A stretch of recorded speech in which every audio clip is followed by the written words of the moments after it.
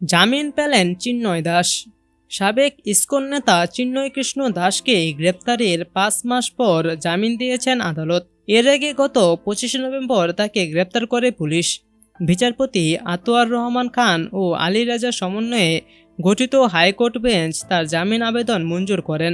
এর আগে গত বুধবার রাষ্ট্রদ্রোহ মামলায় গ্রেপ্তার সাবেক ইসকন নেতা চিন্ময় কৃষ্ণ দাসের জামিন শুনানি শেষে পরবর্তী শুনানির জন্য ৩০ এপ্রিল ধার্য করেন হাইকোর্টের একটি বেঞ্চ।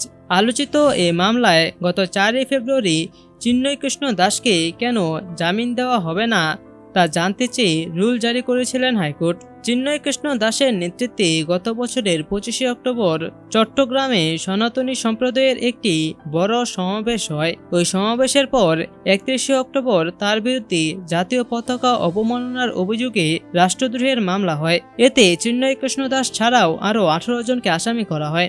২২ নভেম্বর চিন্ময়ের নেতৃত্বে রংপুরের আরও একটি বড় সমাবেশ হয়। এরপর রাষ্ট্রদ্রোহের সে মামলায় গত ২৫ নভেম্বর তাকে ঢাকায় গ্রেপ্তার করে পুলিশ। পরদিন জামিন আবেদন করা হলে তা নামঞ্জুর করে চিন্ময় কৃষ্ণ দাসকে কারাগারে পাঠানোর নির্দেশ দেন চট্টগ্রাম মেট্রোপলিটন ম্যাজিস্ট্রেট। আদালত চিন্ময়কে কারাগারে পাঠানোর নির্দেশ দিলে সেদিন চট্টগ্রামে আইনশৃঙ্খলা রক্ষাকারী বাহিনী ও আইনজীবীদের সঙ্গে চিন্ময়ের অনুসারীদের সঙ্গে সংঘর্ষ হয়। ওই সময় আইনজীবী সাইফুল ইসলাম আলিফকে আদালত চত্বরের বাইরে কুপিয়ে হত্যা করা হয়। এরপর থেকে কারাগারে আছেন চিন্ময়। গত ২ জানুয়ারি চিন্ময় দাসের জামিন আবেদন নামঞ্জুর করেন চট্টগ্রামের মহানগর দায়রা জজ আদালত। পরে হাইকোর্টে জামিন আবেদন করেন তার আইনজীবী।